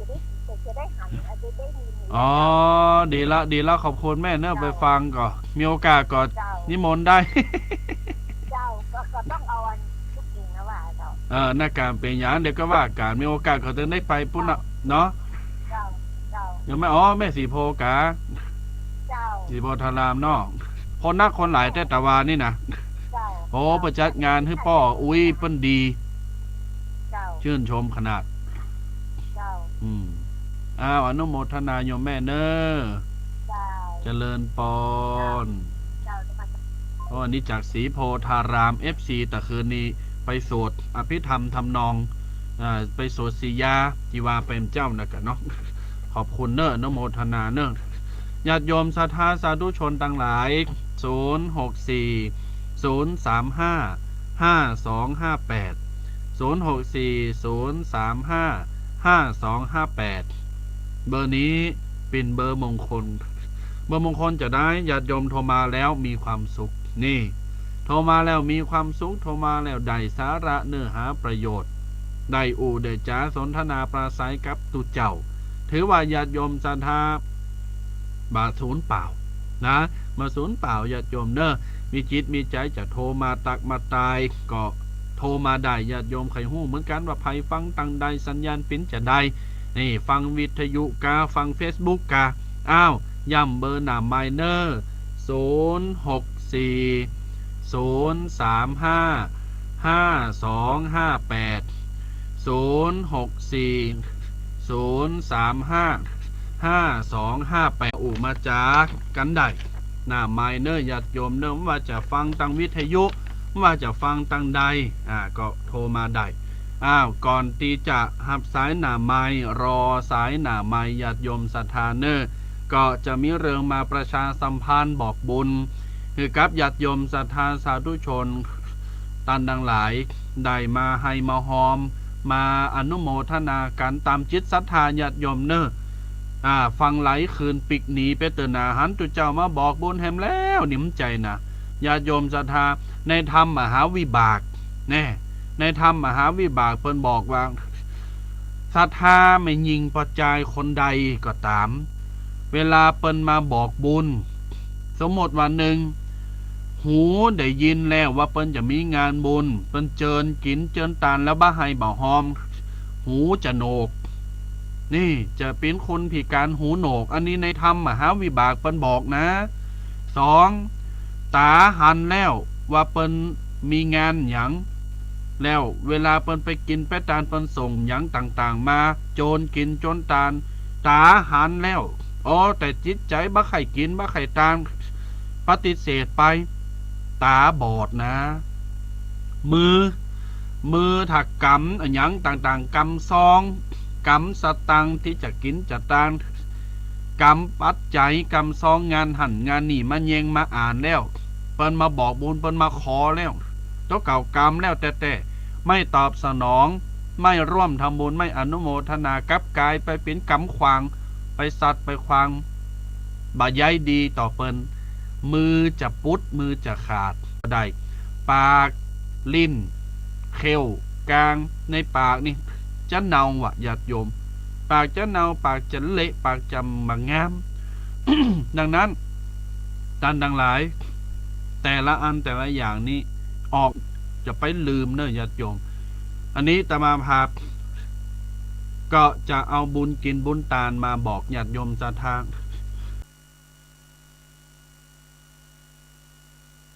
หลับปูนเป็นโรงเรียนพระปริยติธรรมประจำปี 2566 โดยจัดขึ้นในวันที่ 2 วันที่ 3 วันที่ 4 มีนาคมเดือนหน้าวันที่ 2 วันที่ 3 วันที่ 4 3 คืน 4 วันตีโฮงเฮนนั่นแหละหมายความว่าเปิ้นจะปฏิบัติธรรมแล้วก็เอาพระเอาเนนตีเฮนโฮงเฮนนั่นน่ะเกือบ100 ตนน่ะไป ไปปฏิภาพในนามผู้ปกครองของสามเณรซึ่งสามเณรติวัดสะพุงน้อยเนี่ยไปเรียนหนังสือของเรียนเนี่ย3 ตุน 3 รูปเขาก็จัดปฏิบัติธรรมมาอีกกุปีธรรมาภาพก็ไปจอยเหลือกุปีนี้ก็เหมือนกันอยากจะบอกบุญญาติโยมศรัทธาสาธุชนเนอะธรรมาภาพมีจิตศรัทธาจะนำขนมโดนัทน้ำใจโดนัทยังมีรูแต่หนูไม่มีใครนะน้ำใจอย่างเพลงบรรวานะ โดนัทยังมีรูเมื่อไหร่หนูจะมีใจน้ำใจนะ ขนมโดนัทมิสเตอร์โดนัทนั่นน่ะกล่องขนาด100 บาทกล่องละ100 บาทเอาไปถวายเอาไปเล่งสามเณร100 รูปที่ไปนอนปฏิบัติกรรมฐานปฏิบัติธรรมที่โรงเรียนอินทวิทยาเปิดบุญเจ้าภาพเปิดบุญเจ้าภาพญาติโยมศรัทธาต่างหลายกล่องละ100 บาทขนมโดนัทนะเจ้าภาพกล่องละ100 บาทตมาภาพต้องการ50 กล่องตมาภาพต้องการ50 กล่องนะ50 กล่องญาติโยมเพราะว่ามีจำนวนนักจะมีกันเนนอย่างเดียวครูแฮมนะครูแฮมเปิดจะเอาไปถวายฉันกับน้ำปานะพร้อมกับน้ำเต้าหู้น้ำปานะนมสดญาติโยมขนม50 กล่องน้ำเต้าหู้100 ถุงน้ำเต้าหู้100 ถุงขนม50 กล่องแต่ญาติโยมให้หอมบุญมากล่องละชุดละ100 บาทก็จะยินดีและอนุโมทนาจะหนักไผตีให้หอมมาก็โทรมาได้แจ้งความประสงค์มาได้ถ้าโทรมาก็จะได้บอกเลขบัญชีธนาคารตมาภาพก็ประกาศเนอะญาติโยมศรัทธาเนอะ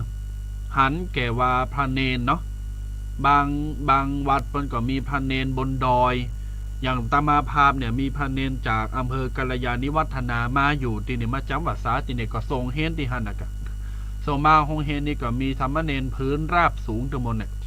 ชนชั้นสูงทั้งหมดเนี่ยญาติโยมบนดอยบนลงมาก็มีจำนวนนักจำนวนหลายถือว่าไปเล่งพระเนนเป็นจำนวนนับร้อยญาติโยมเป็นจำนวนนับร้อยจอยเหลือสมณะอาสาเปิงอาศัยจอยเหลือกันไปญาติโยมจอยเหลือกันไปนี่คือบุญนะญาติโยมนี่คือบุญนั้นไผจะมีจิตศรัทธาหรือจะมากกว่า100 บาทก็ได้100 200 300หรือจะเมามดก็ได้เนอะญาติโยมตามจิตศรัทธานะบ่ว่ากันขนมโดนัทและน้ำเต้าหู้จะถวายนำไปถวายจำนวน50 กล่องใหญ่ขอเมตตารวมทำบุญกล่องละ100 บาทญาติโยมศรัทธาตานใดที่มีจิตศรัทธาจะโทรศัพท์มารับเป็นเจ้าภาพกี่กล่องถวายปัจจัยร่วมเท่าไหร่ก็โทรมาได้เบอร์นี้เนอะ064 035 5258 064 035 5258หรือญาติโยมจะโอนมาบัดเดียวมันออนไลน์ได้เนาะจะโอนมาตามจิตศรัทธาตีธนาคารกรุงไทยที่เป็นนกสีฟ้านั่นนะธนาคารกรุงไทยเลขที่บัญชี798 024 6950 798 024 6950อันนี้เป็นเลขบัญชีของตมาภาพและก็เบอร์ติหือไปท่านใดมีจิตศรัทธาจะรวมกินลมตาลเท่าไหร่ไม่ว่ากันยกมือไหวสาอนุโมทนาก็ได้นะยินดีตามกำลังเลยดังนั้นวันที่2 3 4 มีนาจะมีการปฏิบัติธรรมที่โรงเรียนอินทวิทยาหรือวัดบ้านโฮนะกะตำบลหนองน้ำละปูนเนี่ยนับ100 รูปไปปฏิบัติธรรมที่หันจอยกันเนอะญาติโยมเนอะจอยกันอาสาเปิงอาศัยบ้านเปิงวัดเปิงบ้านอินดูพาเนนเนาะอินดูพาเนนญาติโยมศรัทธาเนอต่อไปหับสายเนอเลินปอนเจ้าวันเสาร์เจ้าแม่ร่วมทำบุญ5 ชุดนะเจ้าโมทนาเนอะโยมแม่เนอสาธุกระเดียววันโยมแม่ก็อันนี้โอนมาแล้วก็เดียวโทรปิกเนาะเลินปอนเนอสาธุ มาแล้ว5 ชุดเนอะญาติโยมศรัทธาเนอะเดี๋ยวขอจดรายชื่อไว้ก่อนเนอะเจ้าภาพชุดเนอะญาติโยมศรัทธาท่านใดที่มีความประสงค์จะร่วมกันเป็นเจ้าภาพแล้วแต่จำนวนปัจจัยแล้วแต่จิตศรัทธาญาติโยมเนาะอินดูพาเนนเนาะเขาก็ว่าโอไปโอมาก็ลูกเต่าเหล่าล้านเฮาตุโมน่ะพาเนนน่ะของบักเขมมันหายากนะญาติโยมศรัทธาทั้งหลายท่านทั้งหลายฟังทางวิทยุก็ดีท่านทั้งหลายฟังทาง Facebook นี่ก็ดีของเขมมันหายากนะจอยกันเนอะทำนุบำรุงพระพุทธศาสนาเฟ้อเผอแผ่พาเนนไปคือเขาได้อยู่กับวัดกับวากับตุกับพระกับคุณเฒ่ากับเฮาเนี้ยไปมื่นญาติโยมมันต้องฟิกไปเจอนั้นมันเป็นการสร้างบุญสร้างกุศลในโตของเฮานะมันทำก่อมว่าหยังโฮมกินโฮมตานด้วยจิตด้วยใจก็อนุโมทนาย่ำแห่งกรรมเนอโยมปอโยมแม่ท่านใดมีจิตศรัทธาจะให้หอมจะรวมปัจจัย ถวายโลมกับตมาภาพจะไปถวายขนมโดนัทมิสเตอร์โดนัท1 กล่องใหญ่กล่องละ100 บาทพร้อมกับน้ำเต้าหู้จำนวน100 ถุงเตียงเฮนอินทวิทยาหรือวังเฮนบันโฮพระปริยติธรรมเป็นพันเนนเฮนอยู่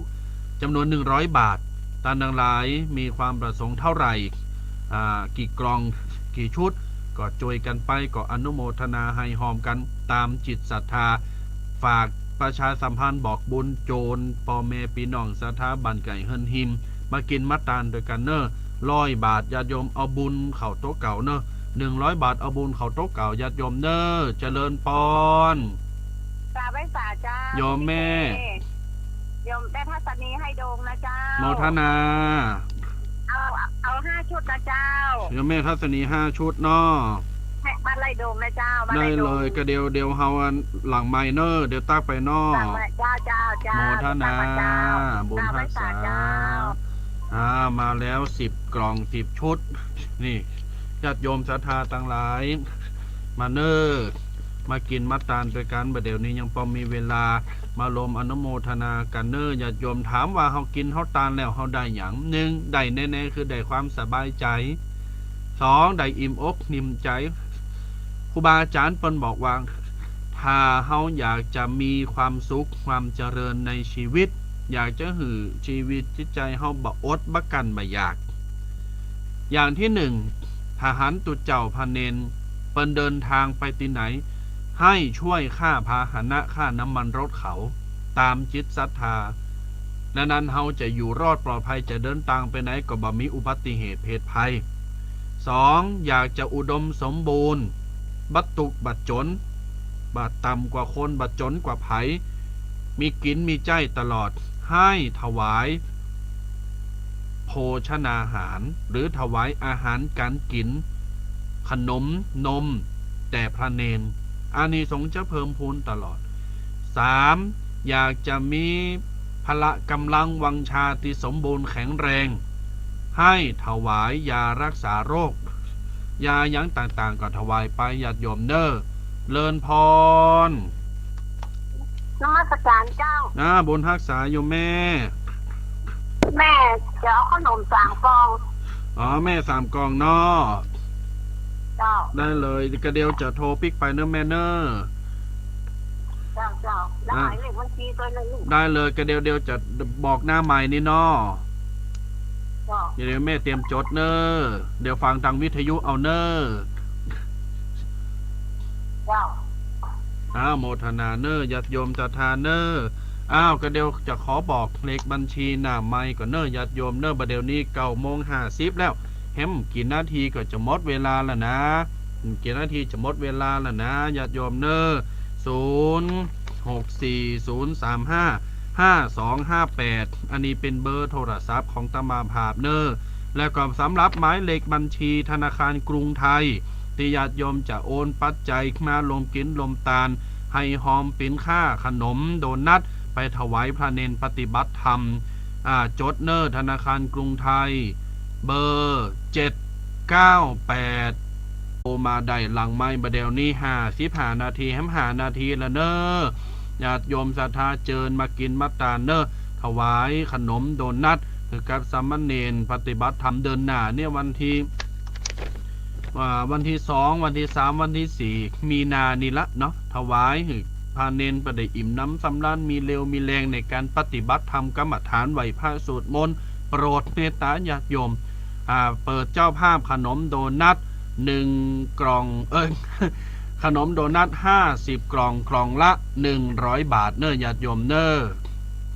เจริญปอน เจ้าอันโยมแม่อยู่ที่เชียงใหม่เนอะเจ้าขนมอันท่านเนนน้อย5 ชุดเนอะเจ้า โยมแม่รับ5 ชุดเนาะ เจ้าอันอยู่เชียงใหม่แท้เจ้าจะทำกับดี โมทนาเนอะกระเดียวถ้าจะได้หลังไม้เดี๋ยวถ้าปิดรายการแล้วจะโทรปิกไปเนาะโยมแม่เนาะ เจ้ากับเดียวเธอลูกแม่มาก่อนจะโอนไปให้นะ ได้เลยโยมแม่จดแล้วเนาะแต่กี้เนาะ 79802 ปี6950 ถูกต้องแล้วธนาคารกรุงไทยอนุโมทนาเนอะ เจ้า สาธุญาติโยมมาเดี๋ยวนี้เนอะประกาศมีผู้มาร่วมทำบุญเป็นเจ้าภาพจำนวนเดี๋ยวก่อนเนอะ18 ชุดเนอะญาติโยมเนอะ18 ชุดยังเหลืออีกเยอะมากเลยชุดละ100 บาทต้องการ50 ชุดเนอะญาติโยมเนอะต้องการ50 กล่องกล่องละ100 บาทก็ญาติโยมโทรมาหลังไม่ได้แต่เดี๋ยวนี้จะปิดรายการจะหมดรายการละนะปันปอนแล้วก็จะปิดรายการก็โทรมาเนอะ064 035 5258เนอะเอาละญาติโยมศรัทธานาบุญสาธุชนทุกคนทุกท่านใดติดตามหับชมและหับฟังอยู่ก็ขออนุโมทนาตั้งแต่ต้นรายการจนจบรายการบัดเดี๋ยวนี้เวลาใครจะหมดเต็มทีแล้วในรายการวาทะธรรมกำยองอุจาภาษาตุเจ้าสปุงน้อยป่าสร้างละปูนขออนุโมทนาญาติโยมศรัทธาท่านสาธุชนทุกคนทุกท่านเนอพรใดๆดีๆมีในโลกโชคใดๆดีๆที่ประสงค์สุขใดๆดีๆที่จำนงทั้งหมดจงสำฤทธิ์เป็นนิตยการใจโยใจยะวาระดิถีขอปันป้อนดีให้กันโตนาพ่อแม่ปิกนาหน้าป่าฝูงหมู่ศรัทธาญาติมิตรขอหือสุขสันต์เหมือนกันทั่วทิศบ่ว่าเผ่าผู้ยิงใจฟังธรรมแล้วสุขใจสุขกายอยู่ดีสบายหายโรคโศกเศร้าน้ำธรรมคำสอนพระพุทธเจ้าจงยึดถือเอาอย่าละมีคนนับถือฤทธิเตจะเจริญก้าวหน้ายาวนานพ้นจากความทุกข์สุข3 ประการอายุยืนนานเหมือนกันโตนาอายุยืนนานเหมือนกันตัวนาอยู่ดีมีสุขอายุมั่นขวัญยืนเหมือนกันจุผู้จุคนจุตนจุองค์อายุวันโน